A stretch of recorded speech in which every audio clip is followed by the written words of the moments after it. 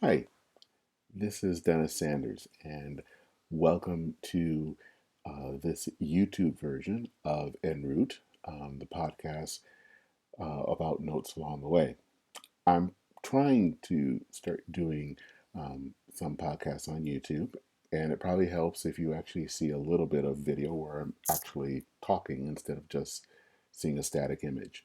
The rest of this podcast will be a static image, but I wanted to at least say hello. Um, I hope you will watch this video. Tell me what you think about it. Um, it's not an important issue. It's how do we restore the fabric of American society? I tend to believe that we are headed towards what seems to be to use the German word, Wiederaufbau, which means collapse. And so the title of this episode is actually Wiederaufbau, which is the word for reconstruction. And so I'm trying to figure out how we can do that, and I offer 4 ways that we can. So I hope you enjoy this episode of En route. See ya.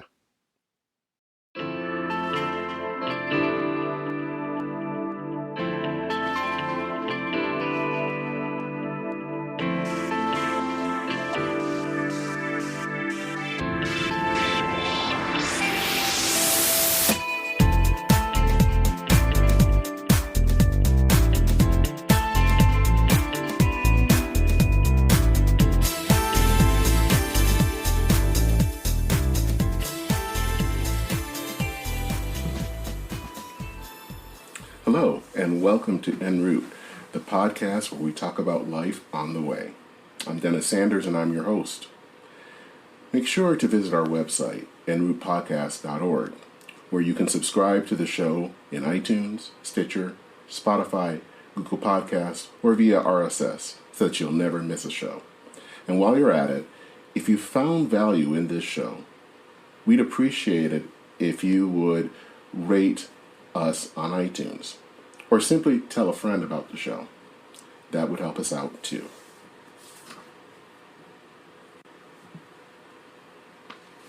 So a few episodes ago, I talked about America facing a Götterdämmerung. A Götterdämmerung is the collapse of our society. And America is broken in so many ways. And I know we use the word broken so much in our parlance today, but I think when it comes to our nation, it's true. America is broken. Our social safety net is broken. We are more atomized than ever. We're divided by race and class, and we can't even seem to come together to build infrastructure, let alone tackle a once-in-a-century pandemic.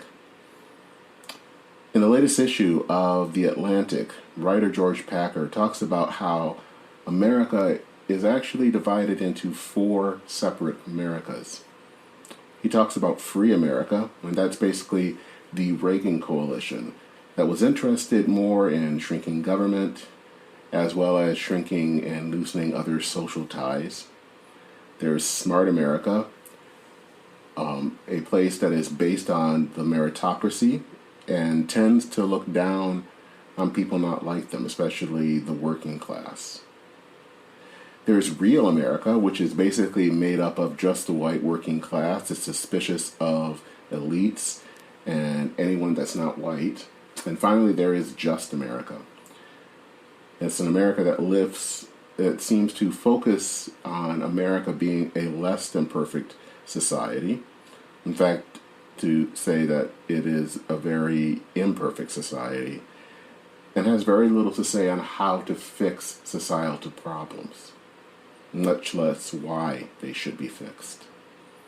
Each one of these Americas has ripped apart the social fabric, and none have done anything really to try to weave us back together because frankly they're too siloed off from each other to care. So if Götterdämmerung is about collapse, then Wiederaufbau is about reconstruction or rebuilding. Now, this German word has been associated with Germany in the post-war years as the nation sought to rebuild in the aftermath of World War II. But the rebuilding wasn't simply about rebuilding physical buildings. Even though that was true, most of the major cities were bombed out, and you had to restructure and build those cities and industry back up. But they also needed to build up something else, and that was to build up the society, the spirit of German society. 4 years ago, in 2017, my husband and I went to Germany. We spent some time in Frankfurt and then also in Stuttgart. And what is so fascinating, and this is not my first time to Europe, but what was so fascinating and what made this trip so different from other European vacations is how much World War II was still a living thing in Germany. Everywhere you went, they would talk about how this part of the city, this building, had been destroyed in the war and was rebuilt after. And that was the case with so many places in Germany. In Frankfurt, there is a place that we visited called Paulskirche, or St. Paul's Church. Now, it's no longer an active church, but it's well known and famous really for one major reason. Because 150 years prior, in 1848, the kind of first stirrings of what would be German democracy took place there.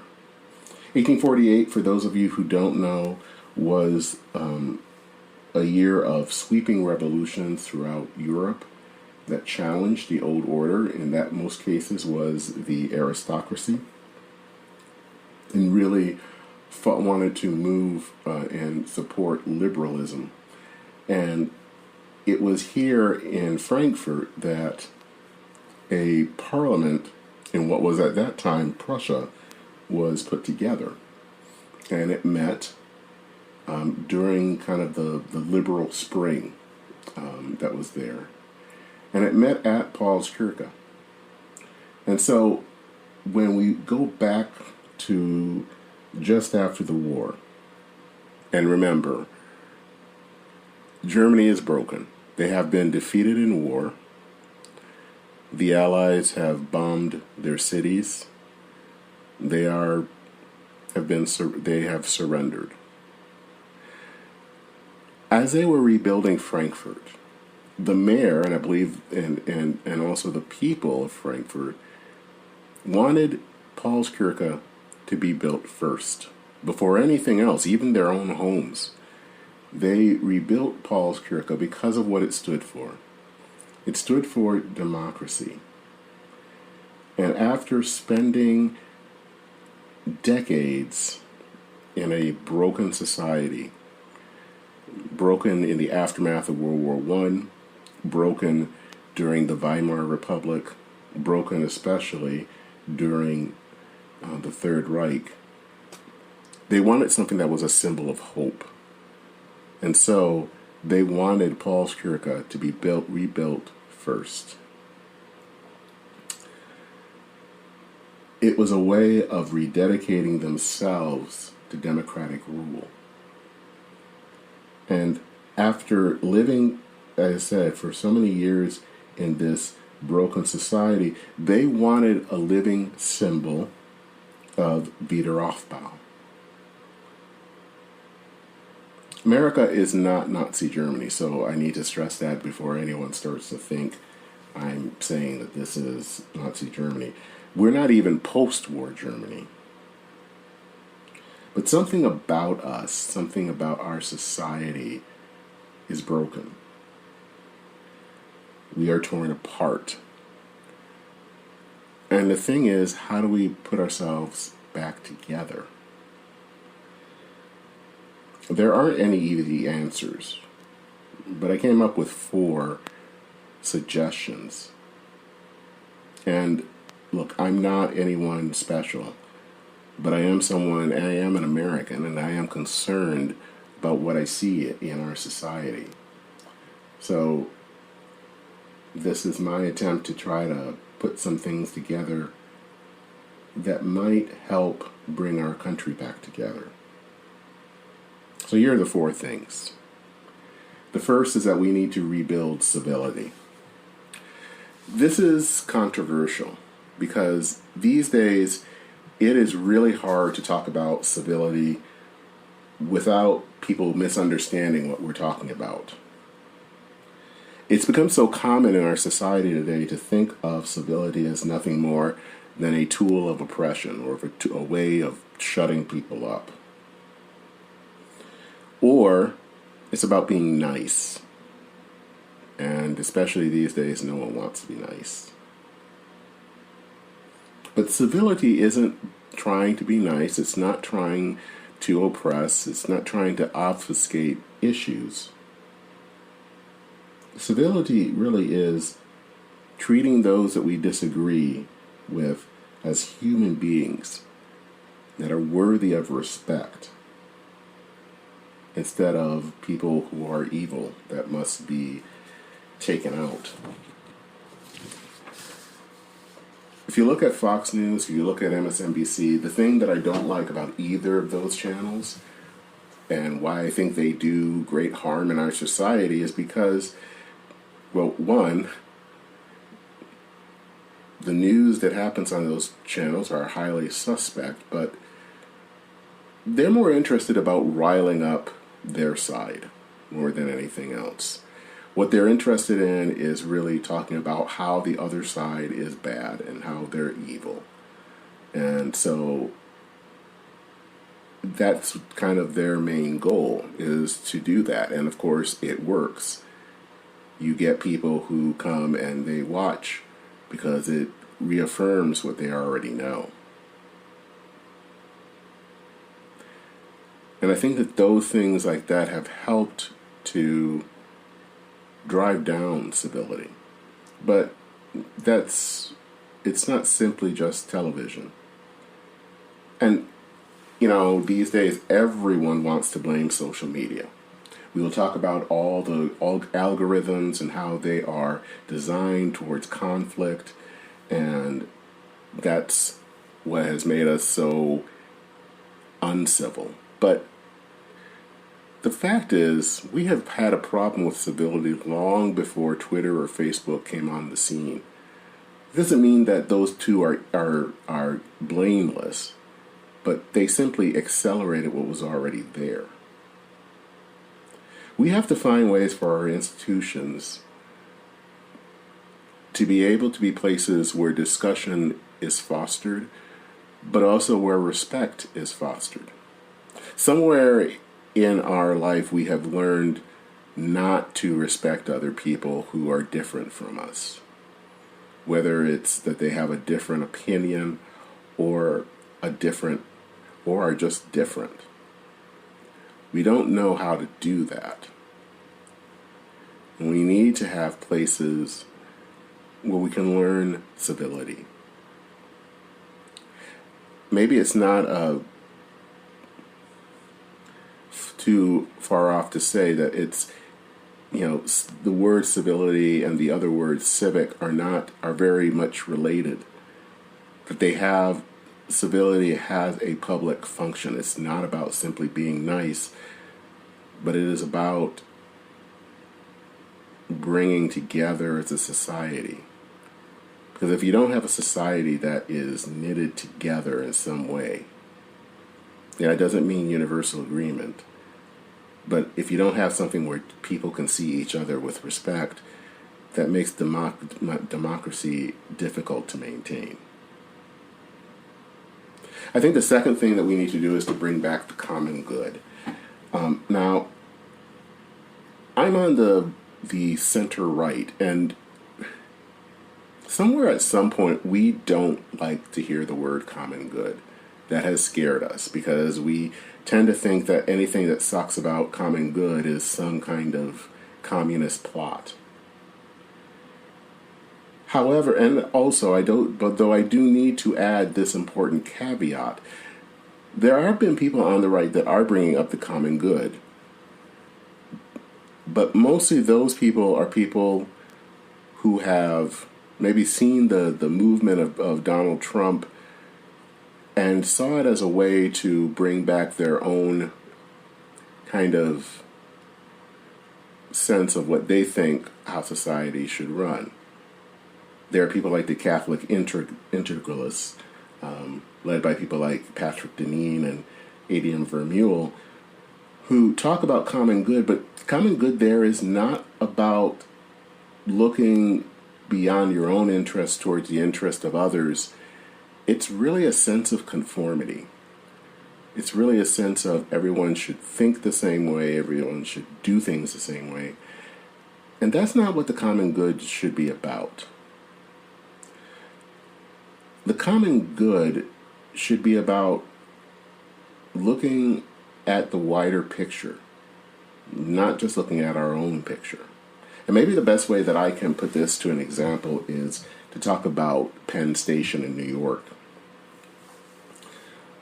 If you have ever been to New York, and you've ever been through Penn Station, you know what it looks like.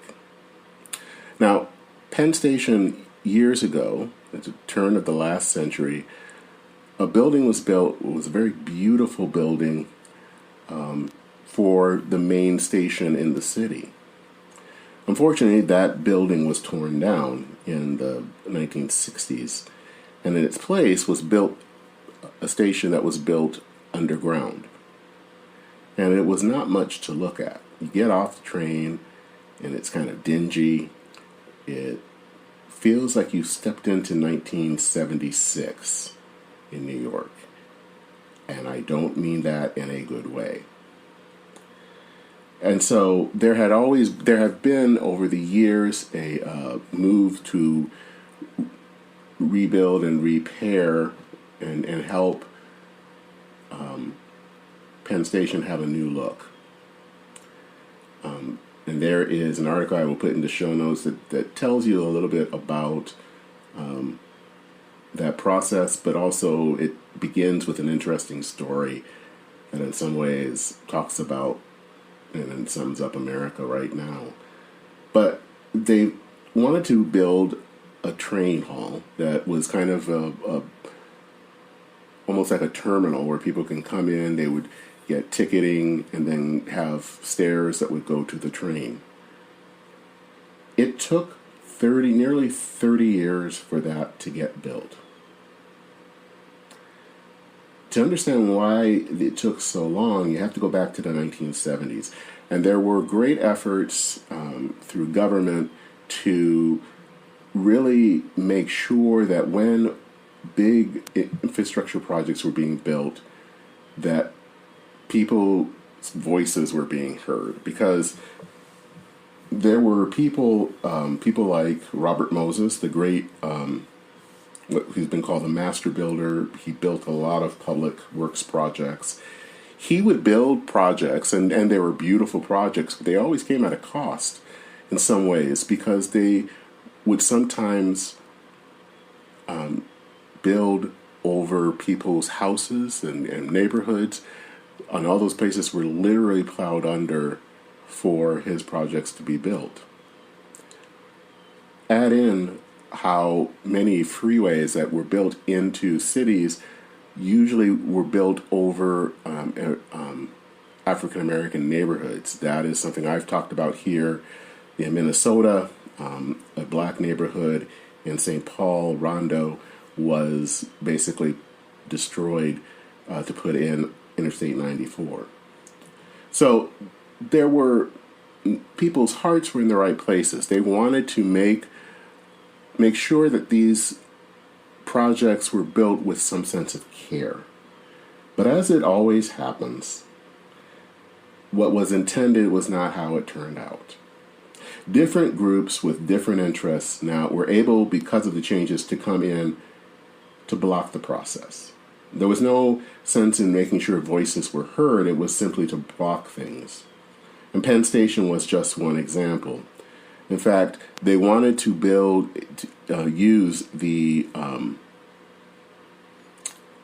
main post office, which was built by the next door to what was the old Penn Station, to use it, most of it, for the train hall. And for many years, the Postal Service blocked it. And there were other interests that blocked it as well. And This story was not simply just about what now is the Moynihan Train Hall, which just finally opened up this year. It was basically a stand-in for other projects because, and I found this interesting, in New York City alone, since the 1960s, there had not been any major public works project built. So for nearly over 50 years, nothing had been built. And when they were built, and there were some built, it was because of basically 9/11. You had to have a bunch of terrorists to basically have a public works project. And that is the problem all around the country, that we aren't able to build the projects that we used to build because these laws that were built, that were designed to make sure that people were able to at least have their voices heard, to make sure that we didn't run roughshod, became ways of blocking any type of project. And it's an example that we were all divided into our own interests. We weren't really thinking about the wider goal. So everyone was thinking in their own interest, but not in a wider interest, whether that's a city interest or a nation interest. The thing is, though, you can believe in your own interest, but also see something wider than you. You can look about how your self-interest is tied into the self-interest of someone else. But to do that, we have to have a wider scope. And I think a problem in our America today is that we can't really see beyond our own view. So the third thing that we need is to rebuild bipartisanship. Now, we always talk about that it would be nice if we were more bipartisan, and that if we do this and that, maybe in Congress sit with one another, we can restore bipartisanship. But bipartisanship isn't about being nice to one another. It's really about creating those spaces, those structures that allow for bipartisanship to happen.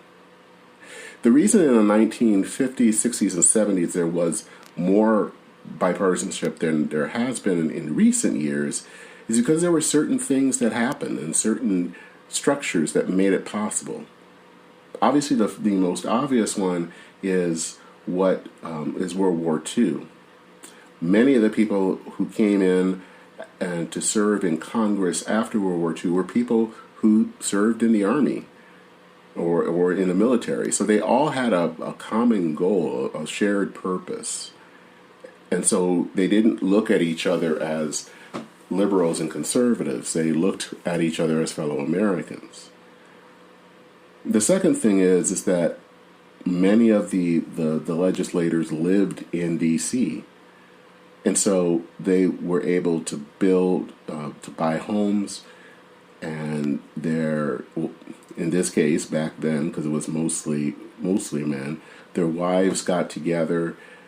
There were things that brought people together, and then that spilled over into legislation. And then finally, the one that I think is the most important is that there were factions within the parties. The parties weren't monolithic. There were different groups within the parties that all spoke, that forced, of course, cooperation within the parties, but it also meant that if they couldn't get something within the party, they could go to a faction in the other party to see if something could be worked out. And so you had a lot of cross-partisan initiatives happening because there were these institutions, these middle ways that allowed for people to come together and talk. If you don't have any of that, it's going to be really hard to be bipartisan. The final thing that we need, and sometimes I think that this one is the most important of all of them, is that we need as a people to invest in our institutions. And this is not as hard as you think it is. I recently, as many of you know, I'm the pastor of a congregation here in the Twin Cities. It's a pretty small congregation. Some would say its future, I don't know if it's cloudy, and we want to kind of turn it around. And so I was reading something by Frederica Matthews Green, who was a religion writer. She wrote something a while back about basically geared to people who are visiting and looking for new church homes. That if you visit a dying church, that maybe you want to stay and invest in it. That maybe instead of looking at the church, seeing that it not meet your needs and walk on, that maybe you spend some time there and see what you can do to help it to be a better place. Maybe that you come and pray for the people who make up the church. Maybe that you actually get a directory and pray over each person. What she was getting at is that if you want to see strong institutions, we have a role to play. In fact, it's a role we have to play. And for that to happen, you have to spend time. And I don't know how many people will complain about the political parties and how bad they are, especially on my side of the aisle, but they don't do anything. They don't spend time trying to rebuild it. In essence, we've become a nation of consumers instead of citizens. And so we want things that will work in the way that we want them to work in order that they meet our needs, instead of finding out how we can use our talents and our skills to build up those institutions. And so we don't have any sense anymore of responsibility to institutions, whether they're churches or political parties or civic associations. If we don't like the state of our current political culture, then maybe we should take part in political parties and try to change them, to force them to come up with other ideas. If we don't like the state of our organizations, civic organizations like the Elks or something, again, it's about volunteering and taking part. We have to stop considering being just customers that aren't pleased with how things turn out, and actually to be citizens that are interested in creating and making a more healthy and whole America. So those are the four things that I have to share about how we can rebuild America. And there are lots more. That's not the only ones that I have. But I think what I'm trying to get at is that America is broken, but all isn't lost. There is still hope. But we have to really realize that hope isn't in a person, it isn't in a group, it is in us. That was the system that we have operated under for centuries. And that the only way that things will change is when we are willing to step up and to be the change. And maybe if it's just us, little by little things will change. So if we step up and someone else down the street steps up, and if that other person steps up, things will happen and things will change. But it only happens if we're willing to take those chances, willing to take an active part in our society to bring about and foster change. Because you can only rebuild a society if people are willing to take the time to rebuild. Things won't change by themselves. We can't wait that someone else will do the hard work for us. If we want to see a society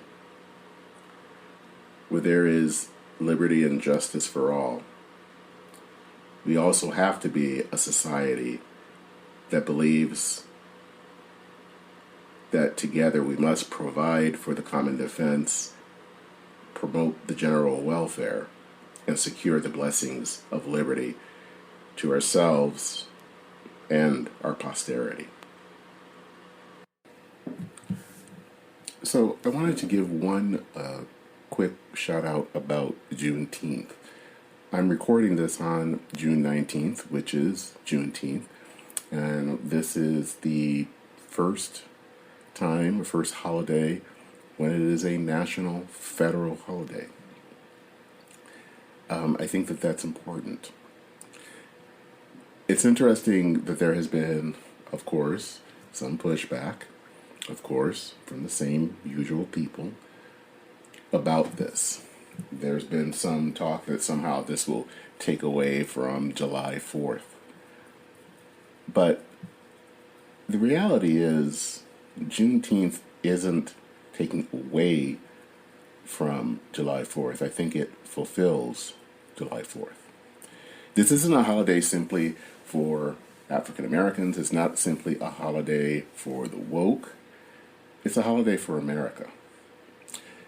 It signifies our country at least trying to put to end a dark blot of slavery and to try to live up to those words that we find in the Declaration of Independence and also the Constitution, of equality, of the fact that America is for all of us.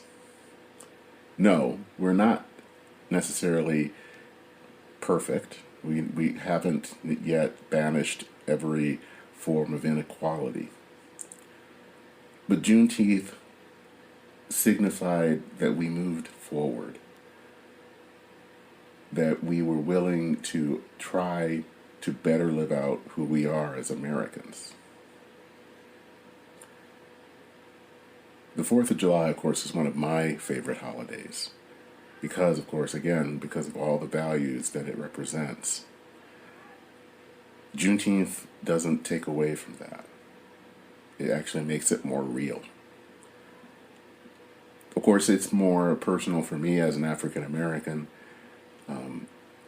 who has obviously relatives, if you go far back enough, that were slaves.